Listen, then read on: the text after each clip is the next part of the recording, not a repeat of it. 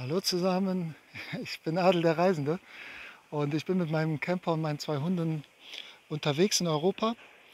Aktuell bin ich auf Griechenland oder in Griechenland auf Peloponnes. Ich muss mal gucken, was da los ist. Gordi, hier bleiben. Ähm, und zwar bin ich auf einer Insel oder Halbinsel, also eine Insel, die mit einer Brücke mit dem Festland verbunden ist. Und das ist Monemvasia, ein mittelalterlicher Ort. Richtig schön hier. Der ist hier quasi vor diesem Fels, vor dieser Klippe gebaut, sehr geschützt, sodass es nicht einsichtig ist vom Festland aus. Also man kann diesen Ort gar nicht sehen vom Festland.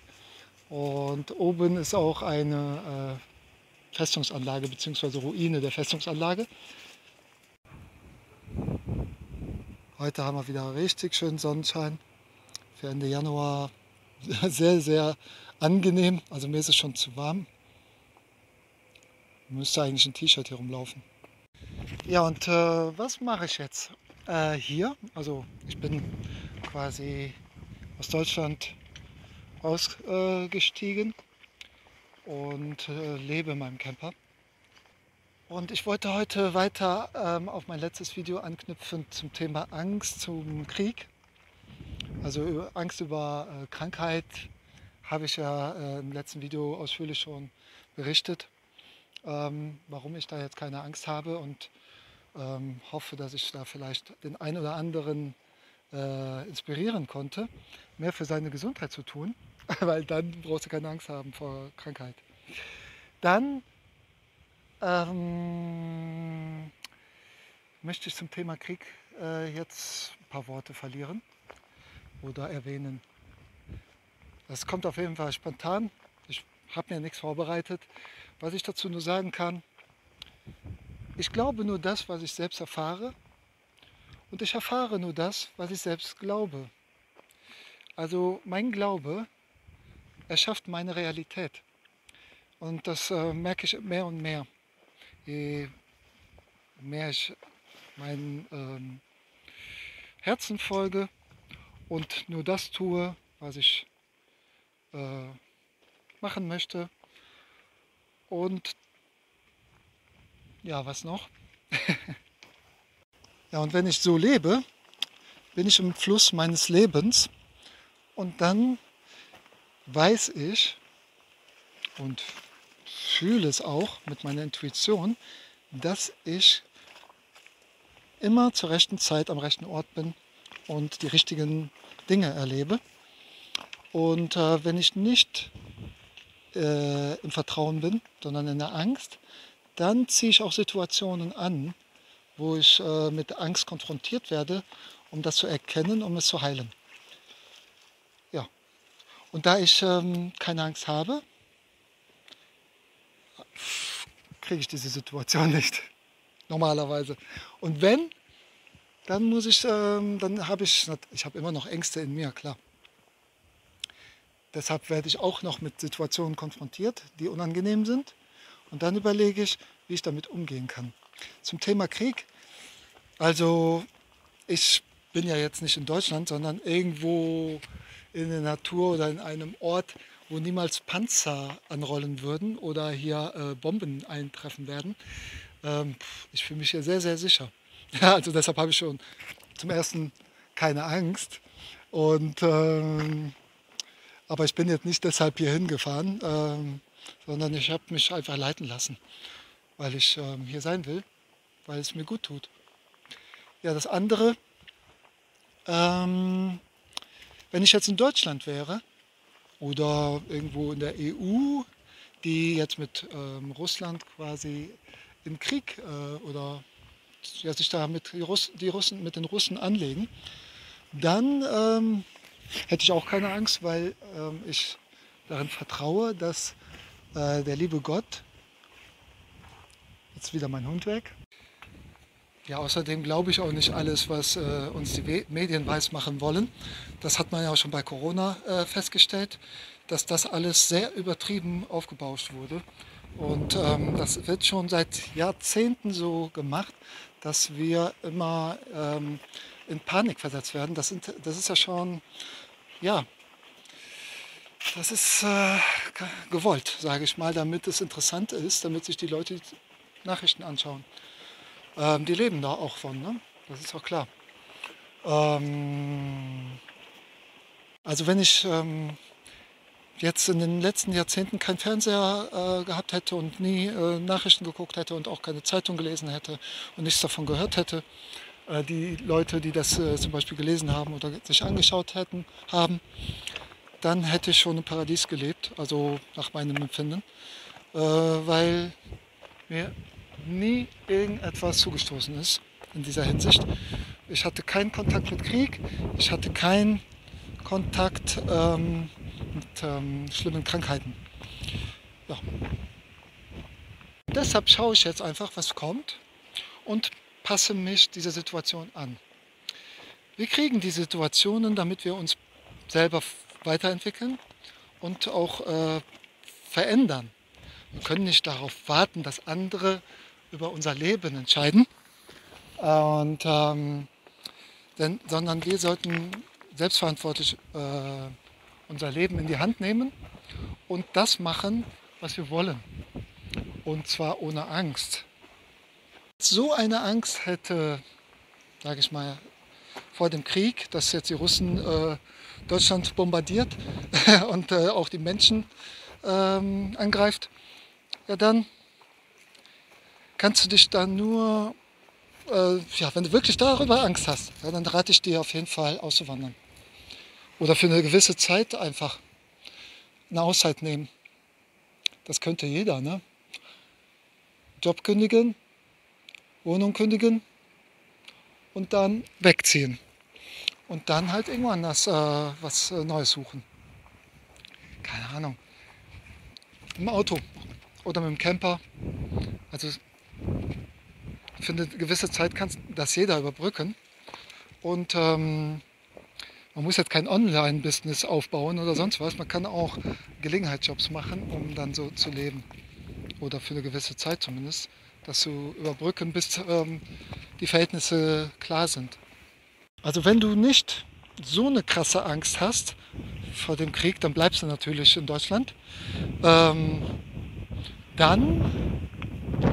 aber nur ein bisschen Angst, sage ich mal, immer noch Angst, dann kannst du auch statt so einen krassen Schritt zu wagen, dann einfach mal mehr für dich was tun und weniger Nachrichten gucken, sondern ich habe zum Beispiel damals 2 Stunden weniger Fernsehen geguckt pro Tag und dafür eine halbe Stunde meditiert, eine halbe Stunde Fitnessübungen für meinen Körper gemacht und für meine Gesundheit und dann hatte ich noch eine halbe Stunde mir Podcasts angehört über Persönlichkeitsentwicklung und dann hatte ich noch eine halbe Stunde Puffer für mich selbst und das jeden Tag. Je weniger du diese Nachrichten konsumierst, oder ich, desto weniger hatte ich erstens Angst und zweitens habe ich mich ja persönlich schon weiterentwickelt in dieser Hinsicht, vor allem spirituell und habe noch mehr Vertrauen gekriegt in mein Leben, habe spirituelle Erlebnisse gehabt und weiß, dass wir geführt werden. Das habe ich auch in dem letzten Video auch beispielhaft berichtet, wo ich über Ängste gesprochen habe allgemein und wie man in Urvertrauen kommt. Die Buddhisten sagen schon, das Leben ist eine Illusion. Das habe ich damals nie verstanden. Jetzt weiß ich, was sie damit meinen. Aber jetzt weiß ich auch auf jeden Fall, das Fernsehen und auch das Internet ist eine Illusion. Es ist eine Illusion in der Illusion, kann man so sagen. Man sollte versuchen, zu sich selber zu kommen in sich hineinzufühlen, sein Herz und sein Bauchgefühl. Natürlich, wenn du voller Angst bist, dann bist du auch manipuliert. Aber wenn du mehr und mehr in die Ruhe kommst durch zum Beispiel Meditationen, boah, jetzt ist hier windig. Ich hoffe, da sind jetzt nicht so viele Nebengeräusche. Ich halte das Mikrofon in der Hand.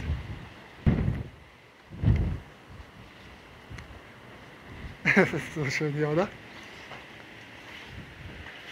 Ach, die Hunde.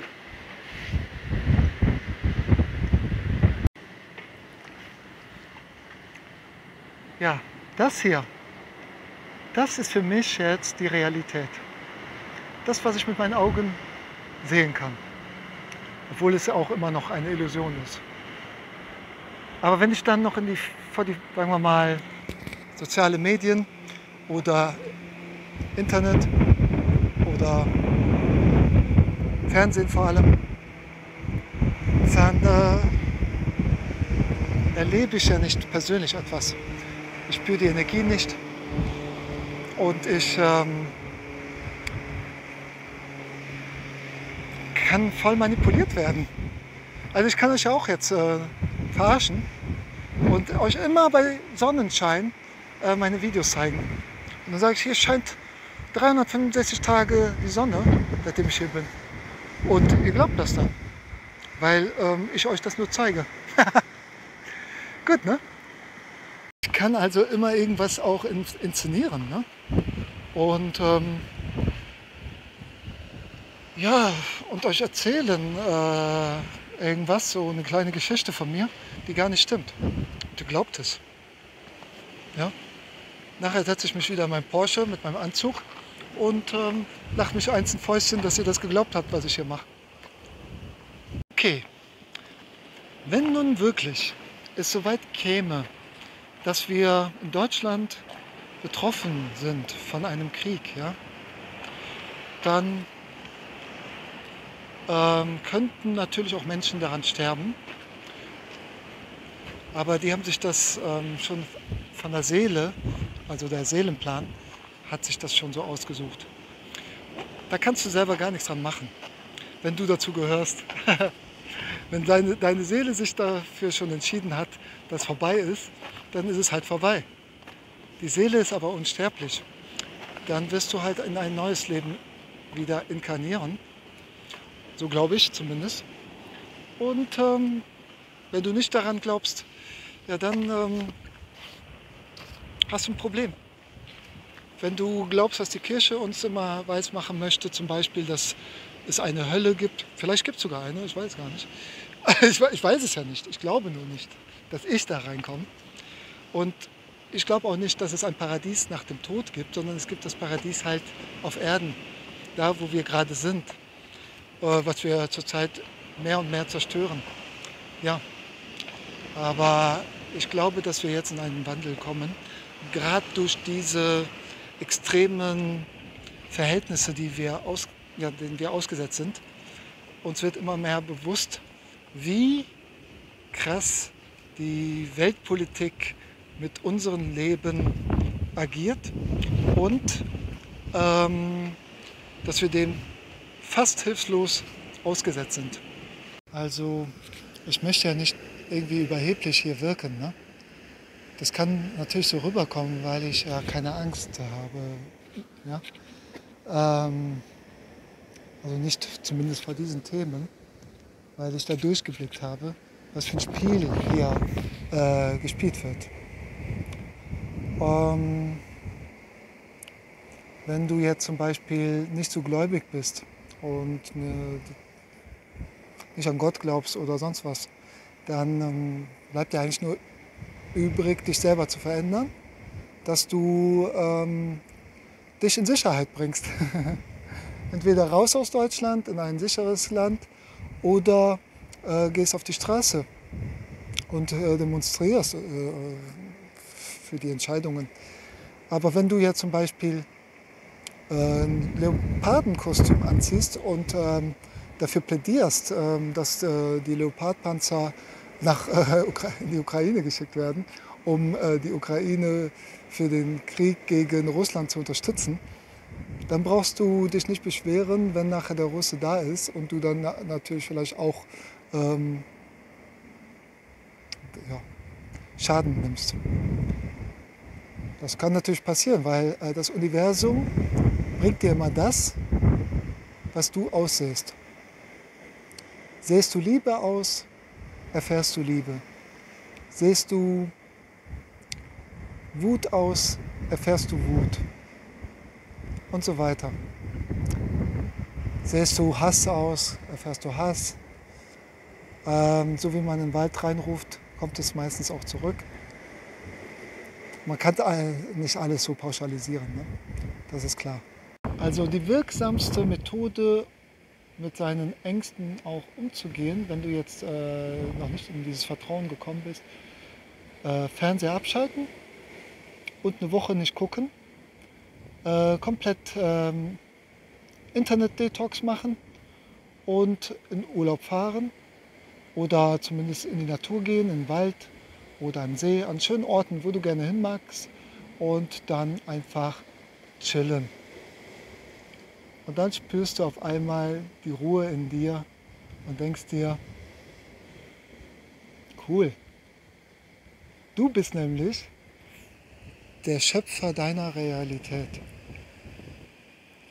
Du kannst mit jeder Minute oder Sekunde deines Lebens entscheiden, was du machst und wie du es machst und wie du dich auf Situationen einstellst und wie deine innere Haltung dazu ist. Du kannst sie ja mit deinen Gedanken in jeder Sekunde verändern.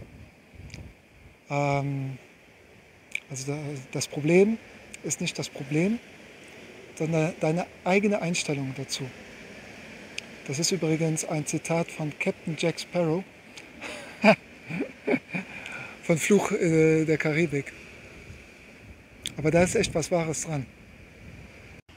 Und es sind nicht die anderen schuld. Es sind auch nicht die Politiker schuld oder was auch immer. Denen kannst du sogar dankbar sein, dass sie dir helfen, deine Angst rauszukitzeln, um sich die mal zu betrachten, woher das kommt. Und dann dich zu verändern und dich persönlich weiterzuentwickeln und auch dein Leben zu verändern und nicht immer das Gleiche machen. Weil wenn du immer das Gleiche machst, erfährst du immer das Gleiche und bleibst in diesem Trott. Und wenn du unzufrieden bist mit diesem Trott, weil du auch Ängste hast und Sorgen und Probleme, ja, dann musst du dein Umfeld verändern, dann musst du dein Denken verändern. Irgendwas musst du ja verändern.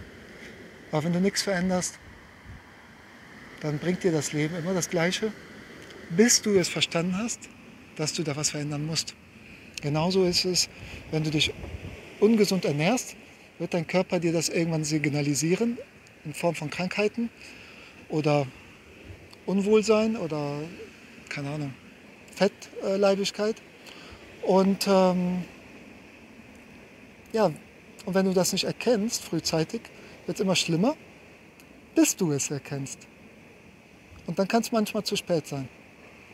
Ja, aber um das Thema Gesundheit geht es ja jetzt nicht. Also, das war nur ein Beispiel.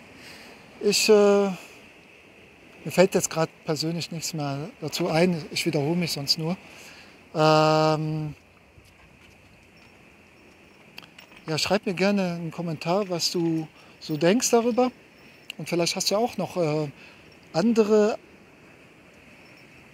Ideen, wie man damit umgehen kann. Und kannst Leuten damit auch inspirieren, die sich das durchlesen. Oder wenn du ganz anderer Meinung bist, kannst du mir das auch gerne schreiben. Aber bitte respektvoll, weil sonst lösche ich diesen Kommentar, weil das muss ich mir ja nicht antun. Weil ich möchte dir ja nur helfen, aus der Angst zu kommen. Okay?